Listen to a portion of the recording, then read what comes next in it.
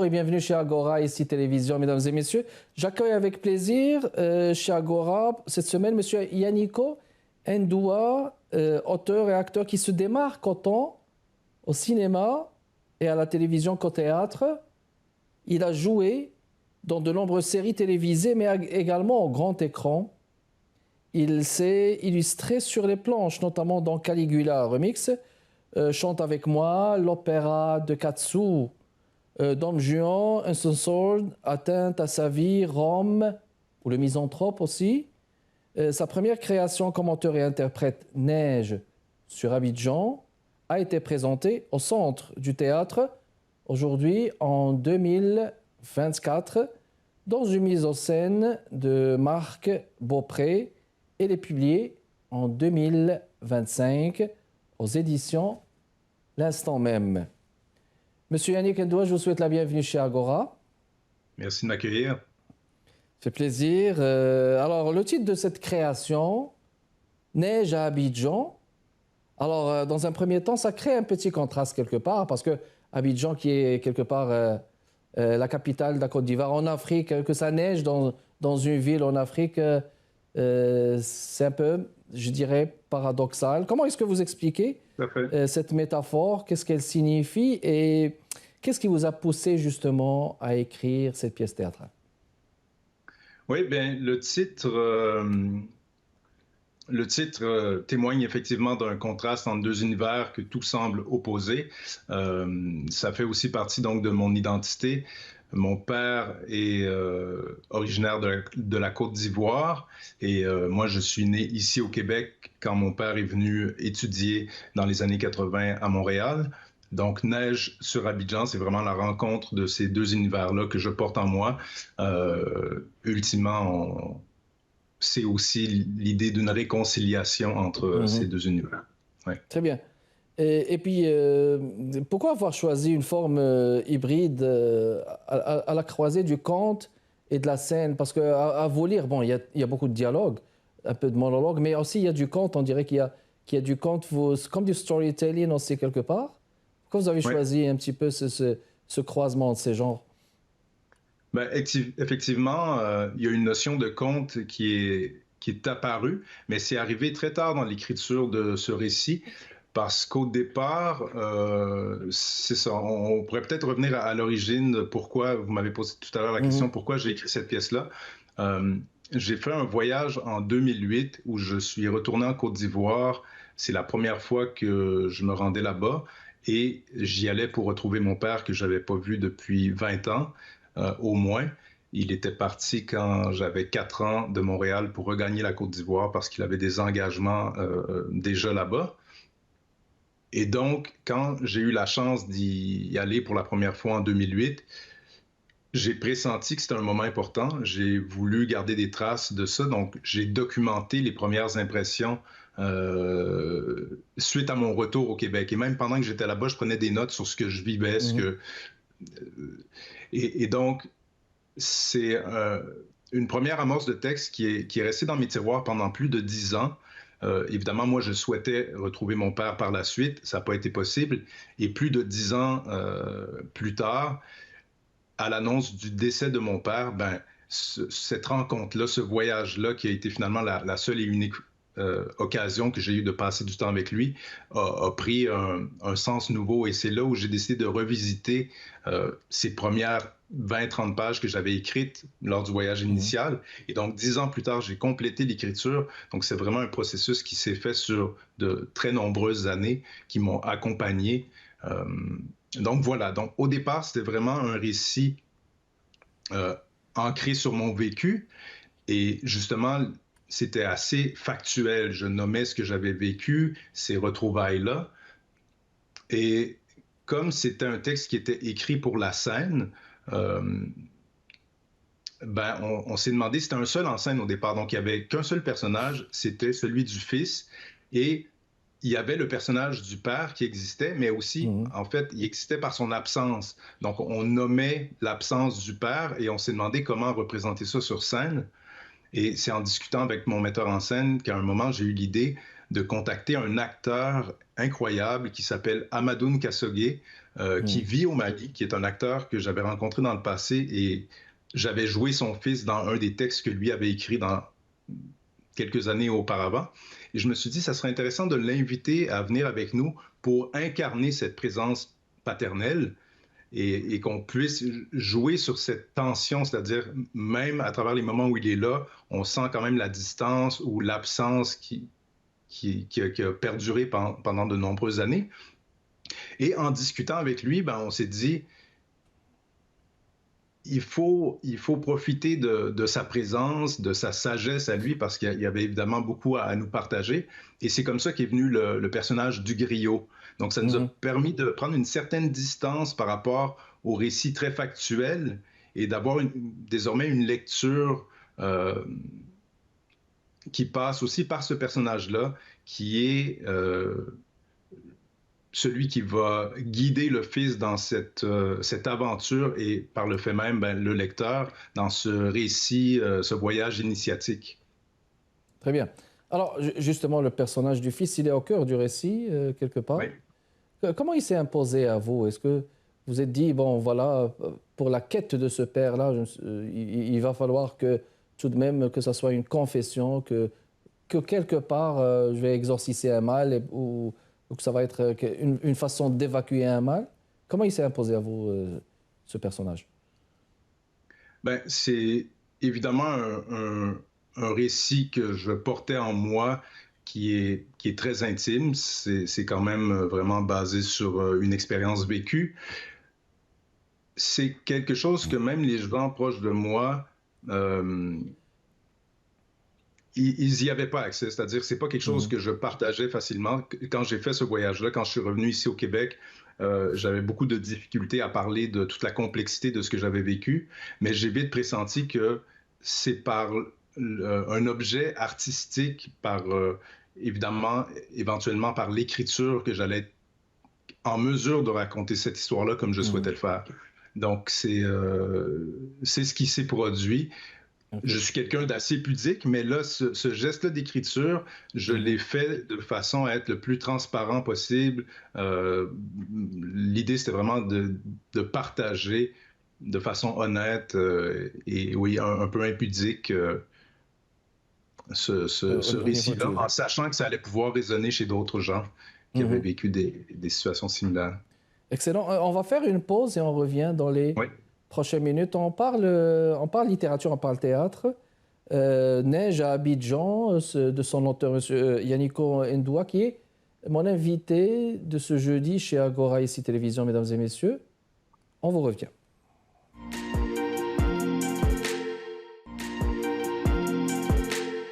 De retour avec vous chez Agora, ici Télévision, Kamal Benkiran avec vous. Neige à Abidjan, un livre qui vient de paraître chez les éditions l'instant même. Son auteur, Yannico Ndoua. Permettez que je lise cet extrait de la page 19, hiver 2008-2009. J'ai 26 ans, un soir froid et venteux de décembre. Je suis seul dans mon appart de Sainte-Thérèse. Dans quelques jours, le 31 décembre, je me rends en Côte d'Ivoire. Mon billet d'avion est acheté. La dernière fois que j'ai vu mon père, j'avais 4 ans, je m'en souviens pas. C'est comme si ça n'avait jamais existé. Les seuls souvenirs que j'ai de lui sont liés aux quelques photos de mon enfance que j'ai découvertes en grandissant selon ce que je lis dans mon carnet de santé au moment où il nous a quittés. Je pesais 36 livres. 21 ans plus tard, je m'apprête à aller le retrouver.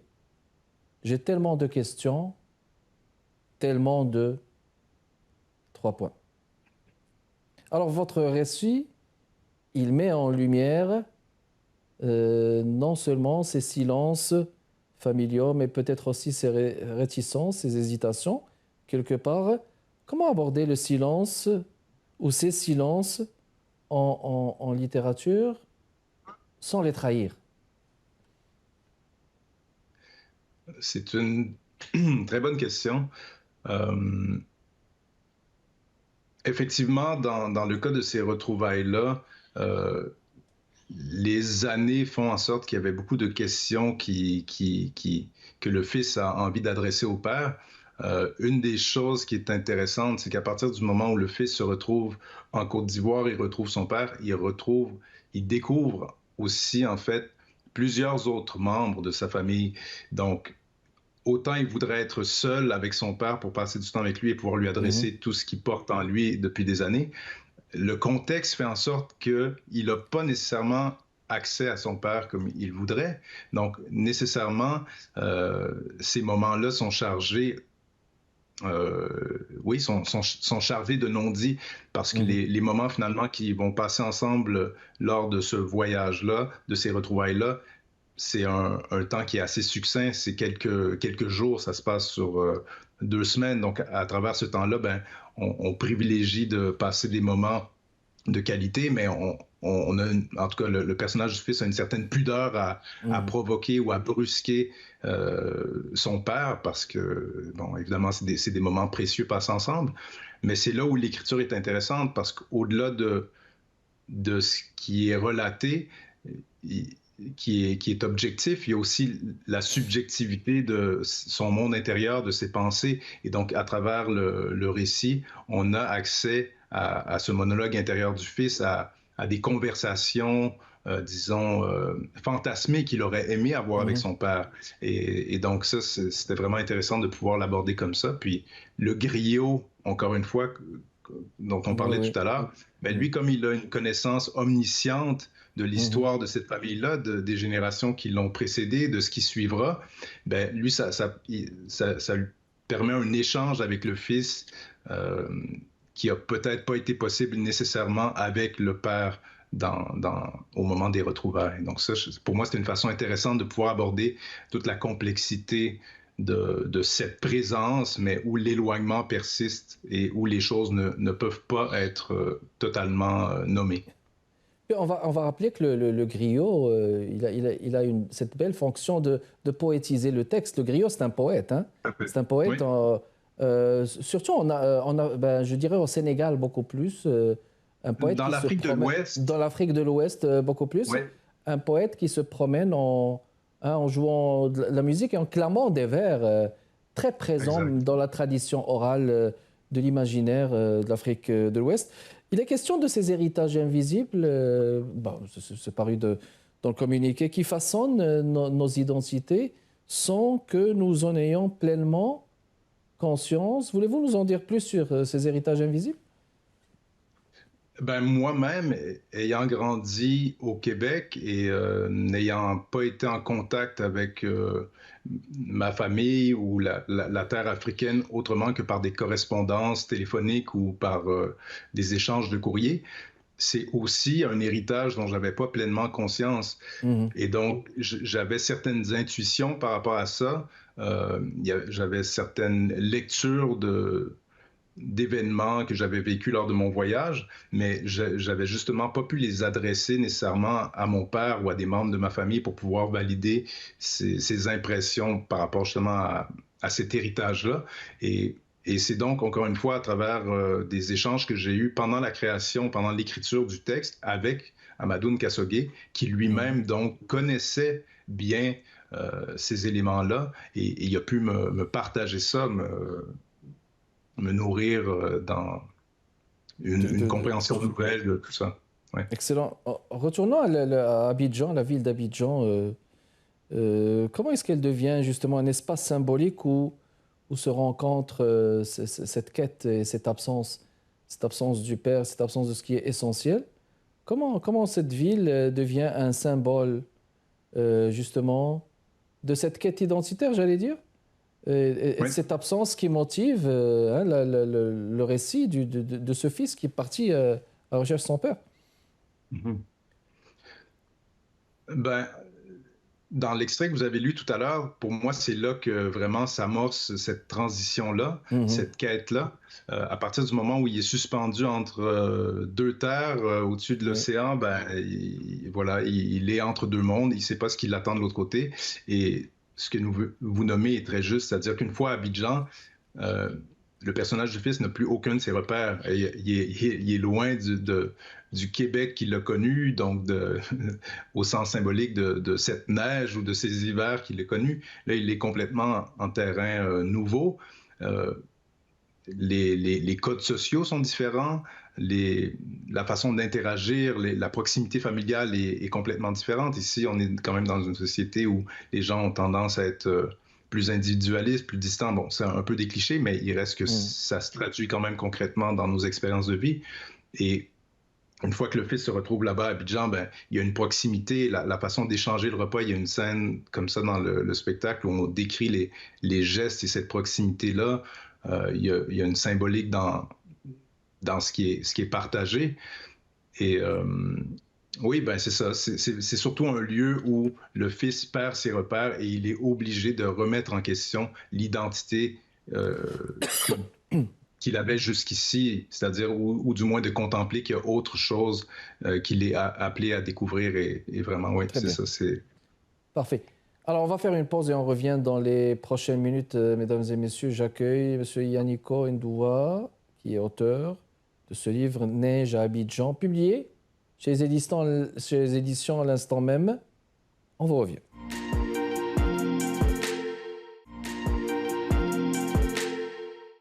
De retour avec vous, mesdames et messieurs, on parle littérature, on parle théâtre. On parle de ce livre « Neige à Abidjan ». De son auteur, mon invité de ce jeudi chez Agora, M. Yaniko Ndoua. Alors, bon, un autre extrait assez bref, là, mais parce qu'à la fin, là, il y a un effet de souvenance. Je me souviens. Et je me souviens, ben, c'est aussi le symbole quelque part du Québec. Hein. Je me souviens à même ben, un insigne, un symbole, à même les plaques des voitures, j'allais dire. Page 47. Je me souviens de toutes mes autres vies, passées ou futures. Je me souviens avoir accepté les épreuves auxquelles j'allais être confronté dans celles-ci. Je me souviens avoir compris, au-delà de ma conception actuelle, le sens des expériences et des rencontres que j'étais appelé à y faire. Je me souviens avoir contemplé ce qui m'attendait. Alors, c'est d'une profondeur, et devant ces souvenances, le texte y traverse, n'est-ce pas, différents territoires de l'intime et de l'imaginaire, avec beaucoup de poésie. Quel rôle tous ces territoires jouent-ils dans la construction de la mémoire du personnage? Parce que j'ai eu l'impression, à lire ces extraits, qu'il y a comme une quête mémorielle aussi, du passé, ou peut-être éventuellement du présent, mais plus du passé. Quel rôle, donc, tous ces territoires intimes jouent-ils dans la construction de la mémoire du personnage?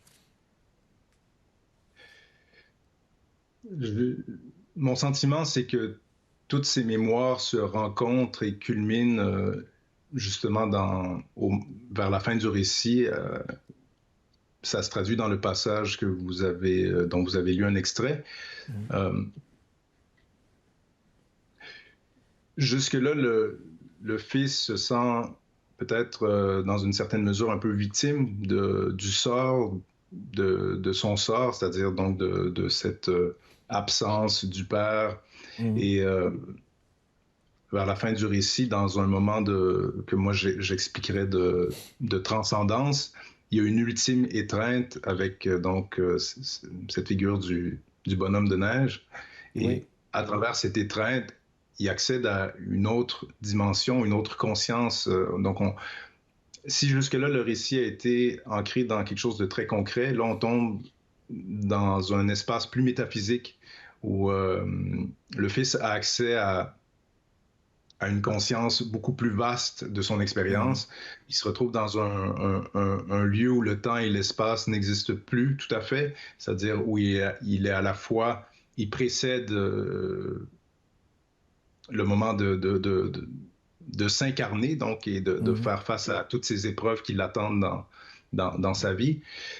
Et donc, oui, je trouvais ça intéressant, donc, de pouvoir aller là, dans cet espace où la mémoire se décuple, se démultiplie et permet de de comprendre qu'il n'est peut-être pas la victime du sort, mais Oui, qu'il a lui-même contribué ou décidé de s'engager dans ce cheminement-là. qu'il a contribué exactement.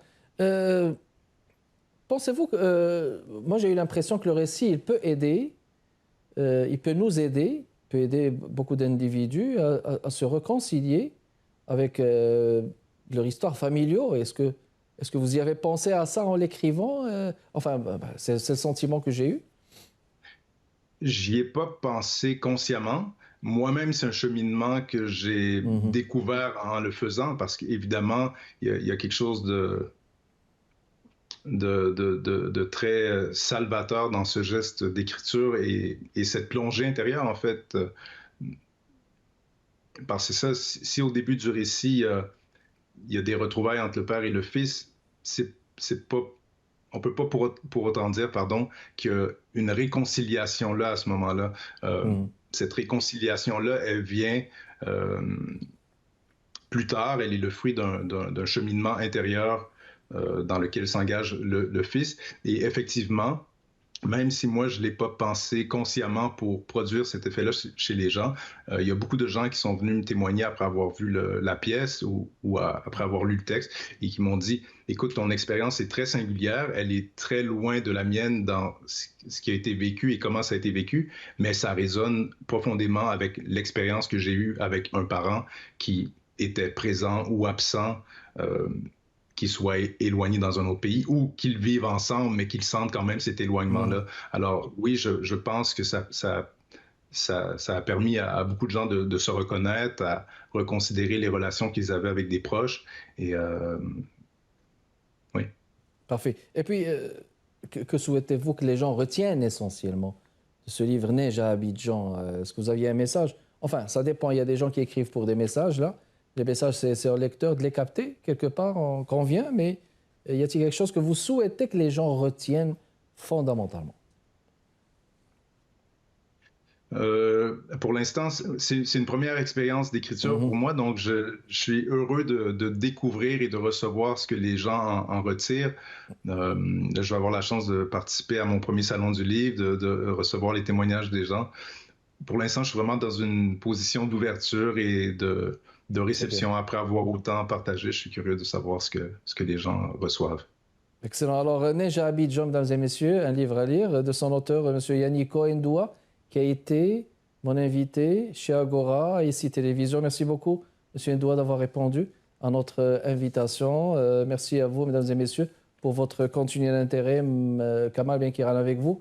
Prochain rendez-vous jeudi prochain à 15h30, toujours chez Agora, ici Télévision. Portez-vous bien. À la prochaine.